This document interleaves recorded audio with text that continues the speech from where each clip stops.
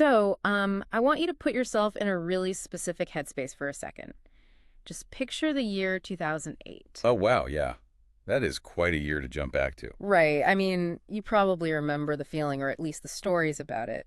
The global economy is just in this absolute free fall. Lehman Brothers collapses, the housing bubble completely bursts. Exactly. The news is just nothing but red arrows pointing down everywhere you look. And normally, when we talk about a financial crash of that magnitude, You'd expect a very predictable outcome. yeah, there's this expectation of a simple mechanical chain of events, like gravity. The stock market plunges, the factories close, the paychecks stop. And people just simply stop spending money. Right, it's supposed to be binary. You know you have money, you spend it. You don't have money, you stay home. It is really comforting narrative, isn't it? Yeah. We like our economic behavior to be easily categorized on a spreadsheet. We really do. We want that clear cause and effect. One lost dollar equals one unspent dollar. But then you step into the actual world of human psychology. Which is totally messy, especially when it comes to something as deeply emotional and socially loaded as travel. Oh, absolutely. Suddenly that neat little spreadsheet just completely falls apart. We end up looking at this behavioral landscape that actively defies common sense. I mean, let me set the scene in Spain during this crash. Which is the perfect case study for this. It really is, because here's a country where tourism isn't just an industry, it is basically a religion. It's an absolute necessity for modern life there. Yeah. And yet, almost overnight, millions of Spanish families just locked their doors to the world. The airports hollowed out. The highways down to the coast just went entirely quiet. It was the definition of an economic and psychological freeze, a sudden massive contraction of human movement. And if you're listening to this right now, you're probably thinking the answer to this mystery is incredibly straightforward. Right. You're probably thinking, well, obviously, they just ran out of money. But we're going to tell you right now, you would be dead wrong. So wrong. The real reason is so much darker, and frankly, it is so much more fascinating. Because today's deep dive isn't just a ledger of travel expenses. We are unpacking this seminal paper published in the journal Tourism Management. And the researchers behind this, Joaquin Alegre, Sir Mateo, and Lorenz Poo from the University of the Balearic Islands, what they produced is just wild. It's a profound investigation into human survival, really, and psychological dignity. And how the mere phantom of a terrifying future fundamentally rewires the circuitry of human behavior. It really does alter how we make choices. Okay, so let's unpack this. Our mission today is to look at what actually happens when a society's psychological safety net vanishes into thin air. We're basically looking at the imprisoned soul of the middle class. Exactly. And to really understand the magnitude of this, we need to look at the thinkers in the laboratory who put this together. And the insane amount of data they used. Because they didn't just stand outside a hotel and poll 100 random tourists, did they? Not at all. Alegre and Poole are experts in applied economics and microeconomic behavior, and Mateo specializes in tourism and environmental economics. So they know exactly what they're looking for. Right. And what they did was achieve this incredibly difficult statistical feat. They fused two colossal national databases together. Which is not easy to do. No, it's a nightmare. They took the Spanish National Institute for Statistics Household Budget Survey, the EPF, which tracks what families are actually buying. Okay, so that's the spending side. Yes.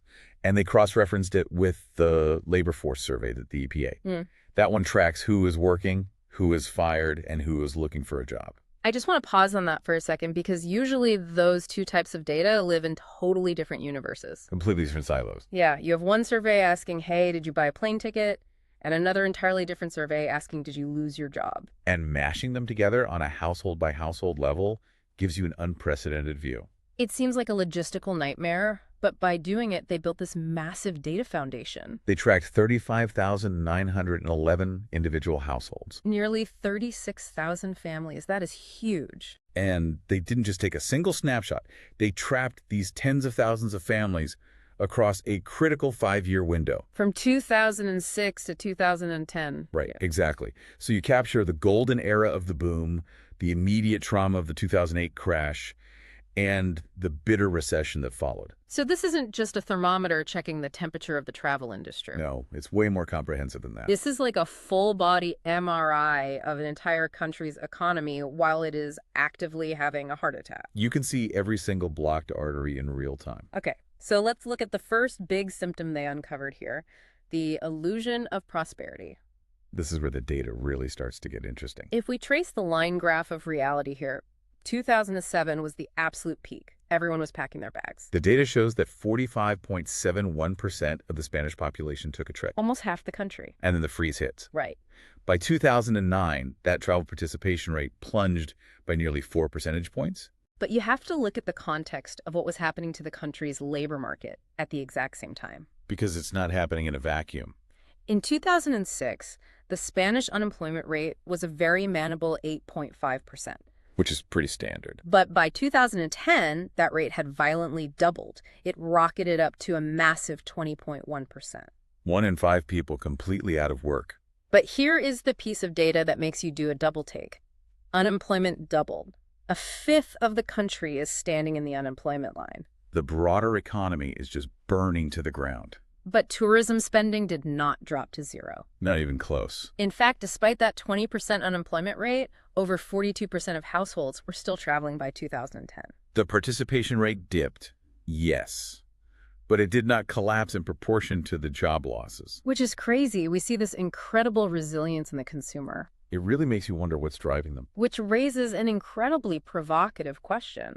With unemployment completely flipping the table, who was still buying plane tickets? Right, who is spending money to support this last shred of middle-class decency when the world is seemingly falling apart? And to answer that, we have to figure out what tourism actually is to the human brain. It requires a reclassification of how we think about travel. Think about your own life. When you plan a trip, do you view your annual vacation as a luxury, like buying a designer watch? Or is it a necessity, like buying groceries or paying the heating bill? The data reveals a truly bizarre dual identity here. It's fascinating. If you ask an economist to classify a good or a service, they use a metric called income elasticity. Right. And let's break that down without the jargon. It simply measures how much your demand for something changes when your income changes. So if I get a pay cut, how does my spending change? Exactly. If the elasticity is below 1, it's considered a necessity. You keep buying it even if you get a pay cut. Like milk or bread. You still have to eat. Right. But if the elasticity is above 1, it's a luxury. You only buy it when you have extra cash. And it's the absolute first thing you cut when times get tough. Precisely. And this is where the findings are completely counterintuitive. Face slapping, really. If you isolate only the people who actually managed to take a trip during the crisis, tourism behaves exactly like an absolute bare-bones necessity. Wait, really? Yes. For the people who went, their spending barely flinched despite the recession. The researchers calculated a conditional income elasticity of 0.69. 0.69, so it acts like bread. Exactly. To them, it is a necessity. But if you zoom out and look at the entire society, including the millions of families who stayed home, the math flips completely. It's a completely different picture. When you look at the whole population, tourism behaves like a massive, extravagant luxury.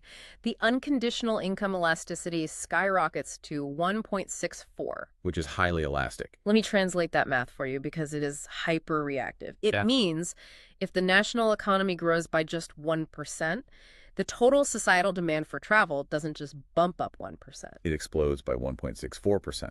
And conversely, when income drops by 1%, travel demand crashes by 1.64%. So it's incredibly volatile on a macro level.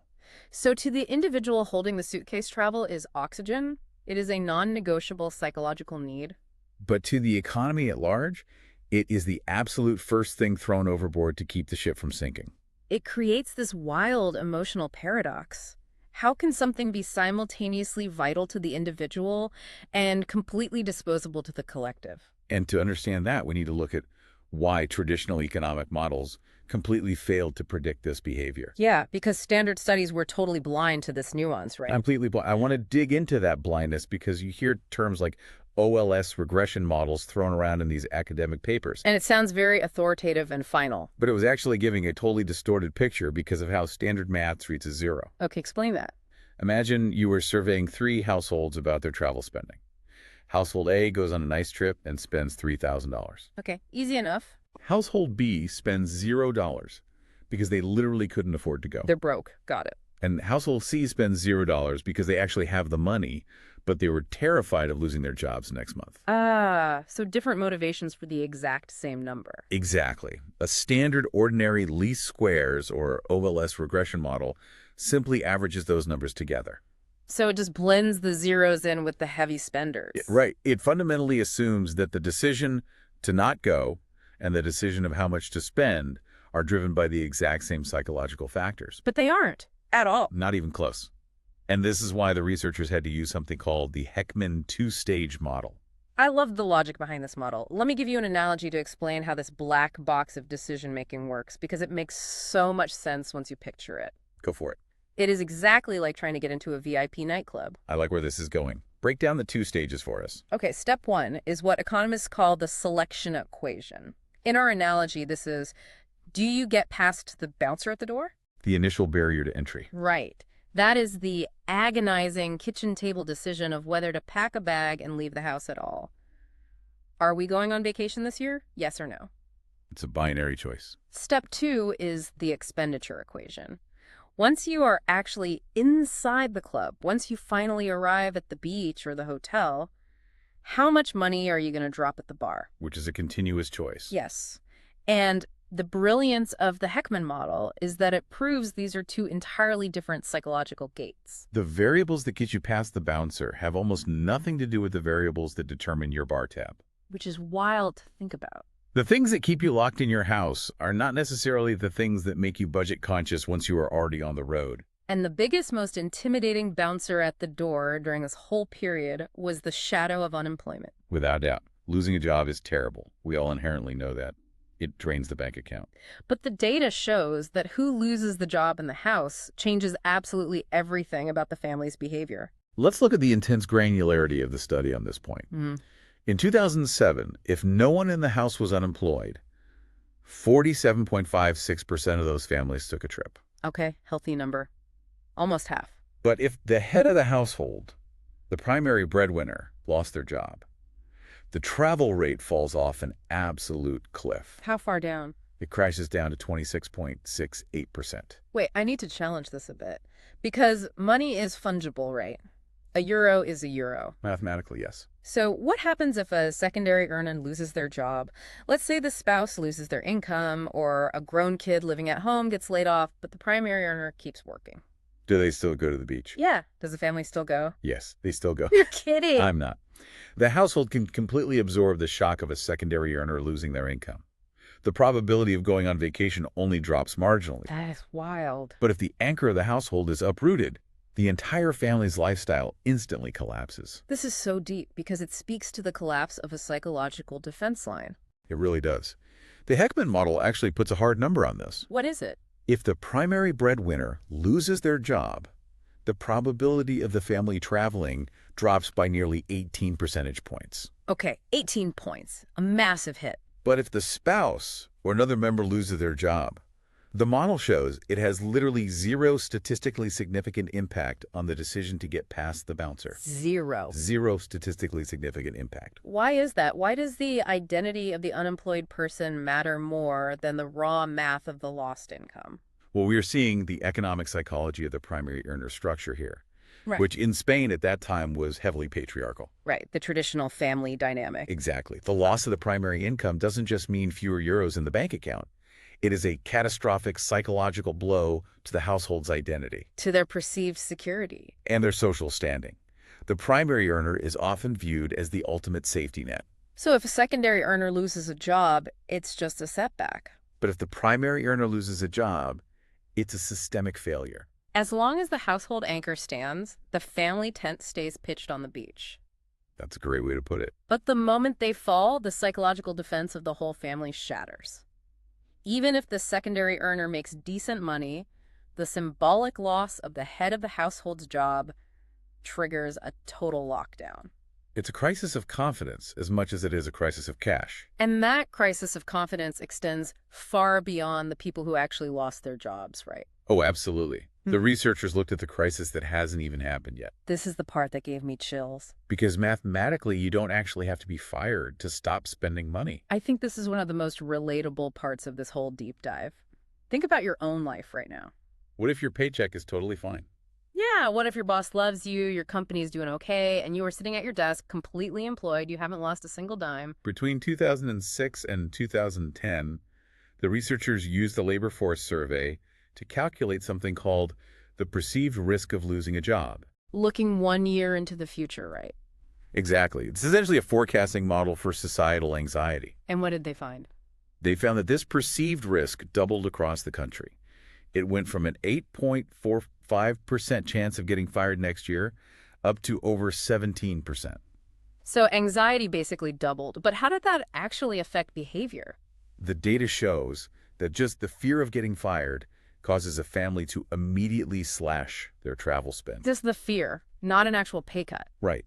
The study found that just experiencing that spike in job insecurity caused households to cut their tourism spending by 1.37%. We call this defensive saving. It's like a psychological contagion. It really is a virus. You don't need to be fired. The ghost of unemployment is enough to make you cancel your flight. And consider the sheer scale of this. Actual unemployment might hit 20% of the population. But fear of unemployment can infect 80% of the population.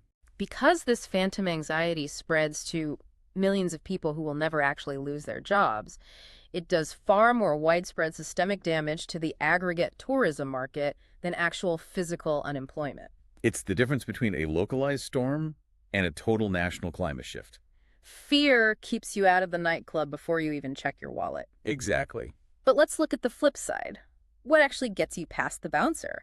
Does reading more books make you need a vacation more?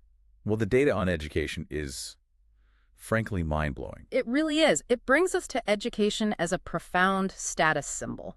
The researchers used households with a primary earner only had a primary school education as the baseline. Okay, so that's group 0.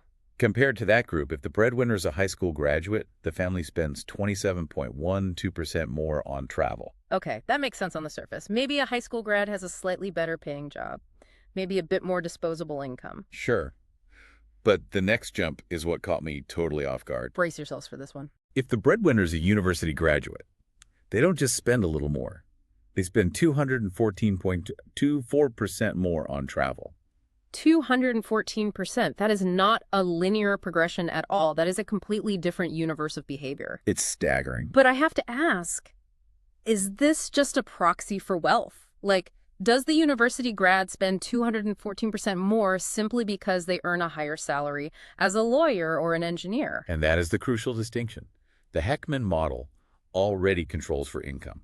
Wait, so? Meaning if you take a high school graduate and a university graduate who earn the exact same amount of money, this massive spike in travel spending by the university graduate remains. That is wild. So the education itself is the driver independent of the paycheck. Exactly. So how do we explain that? If it's not the money, what is a university degree doing to your brain? To me, it suggests that higher education fundamentally alters a household's social identity.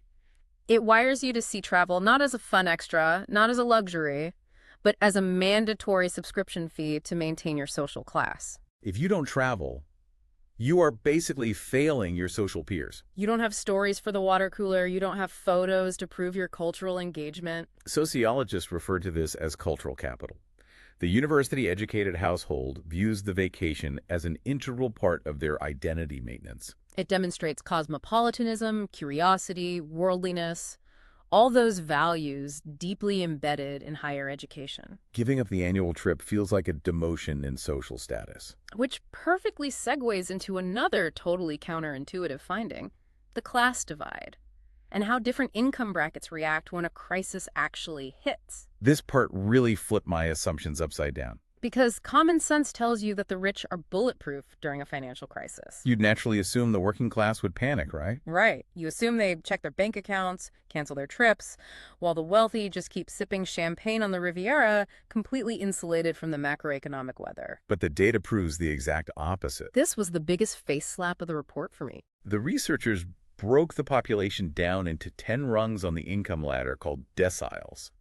And they look at the elasticity across these different groups. Okay, so breaking it down from poorest to richest. For the lowest income households, the unconditional income elasticity is 1.30. Okay, so it's elastic, meaning they do react to income drops by cutting back, but it's relatively subdued. But the highest income households, the ultra-rich decile, Their elasticity is 1.90. 1.9. So the wealthier the family, the more rapidly and intensely they react to fluctuations in their income. They are completely hypersensitive. Wait, that defies common sense, though. Yeah. If I'm rich, I have savings, I have buffer, why wouldn't I just downgrade?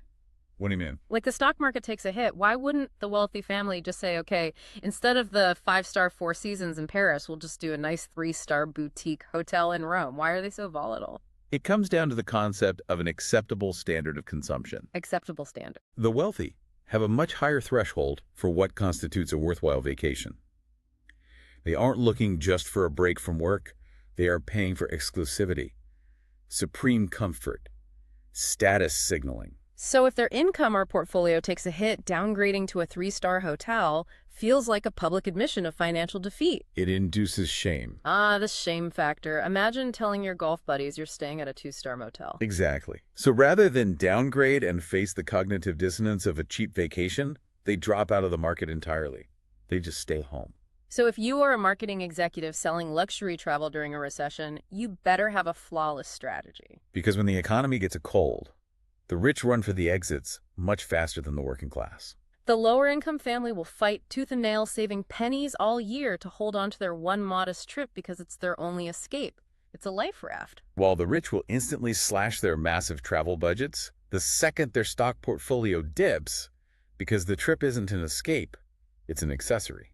It completely upends how we think about financial resilience in the consumer market. And speaking of financial resilience, we really have to talk about the physical assets these families hold. Specifically, the mortgage trap. Because this became the invisible chain that locked the middle class inside their living rooms. This is where the psychological trauma of 2008 really comes into sharp focus. Let's look at the timeline here. Before the 2008 crisis, during the boom years of 06 and 07, having a mortgage made absolutely zero difference in how you traveled. People who own their homes outright and people who were drowning in mortgage debt behaved exactly the same way. Because the housing market was booming, home values were skyrocketing, so debt actually felt like wealth. Your house was essentially an ATM. But the post-crisis reality mutated completely. After the crash, suddenly having a mortgage meant families unilaterally slashed their travel spending by 3.1%. And the crucial context here is that they slashed this spending, even if they hadn't lost their jobs. Put yourself at that kitchen table in 2009. You still have your job. You still have your salary. But you open your mortgage statement and you realize the house you bought for 300,000 euros is now worth 150,000 euros. You are completely underwater. The psychological framing of the mortgage flipped overnight. It went from being a symbol of middle-class achievement, a smart investment, into a terrifying, toxic burden. Economists call this a negative asset expectation, or a negative wealth effect. Even with a steady paycheck, every time you looked at your mortgage, you just felt poorer. The debt felt heavier because the underlying asset had dissolved. It became the heaviest invisible chain in the economic winter.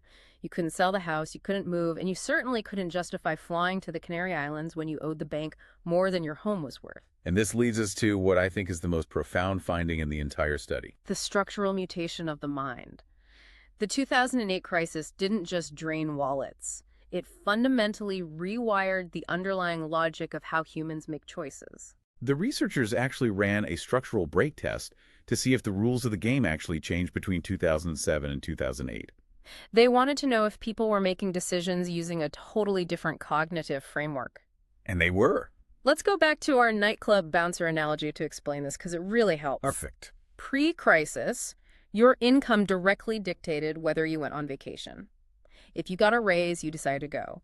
Your income was your VIP pass past the bouncer. It was the primary driver of the selection equation. But after the crisis hit, that logic broke. Income suddenly mattered much less for getting past the bouncer. The decision to leave the house became decoupled from daily income and tied way more to deep-seated savings, survival instincts, and fear. People became deeply psychologically conservative about the very act of leaving their home, regardless of their current paycheck. But, and this is the wild part, once they finally made the agonizing decision to go, once they were finally past the bouncer and inside the club, income suddenly became the only thing that mattered. Yes, your income heavily dictated how much you spent at the bar. So the psychological barrier just moved. Before the crisis, the barrier was simply deciding to go. After the crisis, people were hesitant to commit. But once they packed the car, They pulled out the calculator. They ruthlessly aligned every single euro of their spending at the destination with their exact income bracket. The anxiety shifted from the travel agent's desk to the restaurant menu at the resort. Now, I want to pivot slightly and ask about geography and demographics. Yeah. Because we've been talking about the Spanish consumer, but societies are complex. Right. Does where you live or where you come from change this math? What does the data say about vanishing borders and immigration? The demographic data introduces a really fascinating layer of complexity. Non-Spanish immigrant households living in Spain were 15 percentage points less likely to travel than native Spaniards. And when they did travel, they spent nearly 43% less. That is a massive discrepancy. Why such a stark difference? Is it just a simple income gap? It goes deeper than income. It points to entirely different baseline behaviors heavily influenced by differing social safety nets. Explain that. Native populations often have extended family networks to fall back on during a crisis. Parents or grandparents who can offer a safety net. Immigrant populations often lack that localized safety net, making them inherently more conservative with discretionary spending. Furthermore, a significant portion of an immigrant household's discretionary income might be redirected toward remittances, sending money back to family in their home country. So supporting extended family abroad replaces leisure travel. That makes a lot of sense. The definition of a necessary expense changes based on your familial obligations. What about urbanization, if we just look at the size of the city you live in? I would assume people living in crowded, noisy cities travel more than people living in quiet, rural towns. You would be right up to a point. If you live in a big city defined by the researchers as a population over $50,000, you are statistically much more likely to get past the bouncer. The urban environment, the daily stress, the concrete, the noise, it gives you the psychological itch to escape. You are highly motivated to initiate a trip. But here is the catch that the Heckman model reveals. The data proves that once you are actually on the trip, you don't spend a single euro more than a guy from a tiny farming village. Exactly. The size of your hometown only impacts the selection equation, the decision to go. It has zero impact on the expenditure equation. Urbanization gives you the itch to escape the concrete jungle. It acts as an entry ticket, but it's not a cash machine for the tourism industry. You leave your apartment more often, but you don't spend more lavishly at the beach just because your primary residence is in Madrid instead of a quiet village in Andalusia. So if we step back and synthesize this massive 35,000 household data set spanning half a decade of economic turmoil, what do we actually learn? What is this historical repeating pattern here? The researchers lay out 3 undeniable lessons for policymakers and industry leaders. Let's walk through those takeaways. First, the illusion of the headcount. Lesson 1 is to stop staring at total tourist headcounts as a measure of industry health. It is a vanity metric. Politicians love to stand at a podium and say, look, 50 million people visited our beaches this year. Tourism is thriving. But as we've seen, that raw number completely hides the real truth.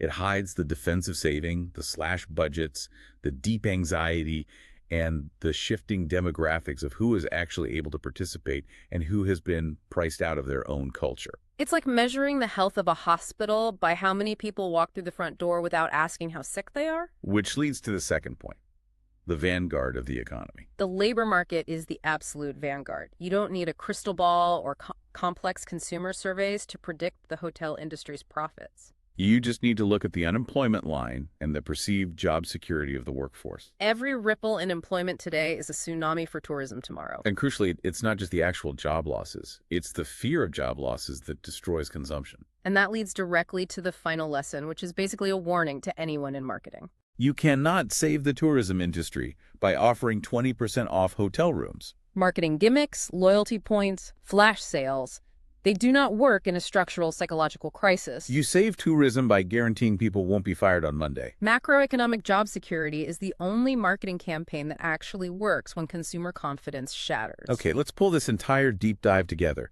Yeah. This Spanish case study from 2008 proves that travel isn't just a spreadsheet of economic transactions. It is the ultimate fragile fruit of human civilization. It is deeply tied to our dignity, our social class, our fear, our family structures, and our profound sense of safety. It is the first behavioral marker to mutate when our environment gets hostile. The data paints a picture of humanity constantly trying to balance the psychological need for escape with the terror of financial ruin. Which brings us to a final Very provocative thought. We've spent this time looking backward at 2008. I want you, the listener, to look at your life right now. Look at today. Look at the headlines dominating the news cycle. Artificial intelligence is aggressively reshaping the global workforce. We aren't looking at a housing bubble bursting right now. We are staring down the barrel of massive technological unemployment. The perceived risk of losing your job, that phantom fear we discussed earlier, is spiking right now across white-collar sectors that previously thought they were entirely bulletproof. Coders, writers, analysts, administrators. The ghost of unemployment is walking through office buildings again. So here's the chilling question I want to leave you with. Is the invisible hand of AI about to silently assassinate the global tourism industry, just like the financial crash did nearly 2 decades ago? As you look at your own travel plans for this summer, and you look at your own job security in the face of these new algorithms, are we about to watch history repeat its exact same logic? Are we about to see millions of families silently lock their doors to the world all over again? Not because they are broke today, but because they are terrified of tomorrow. Think about that the next time you hesitate before booking a flight.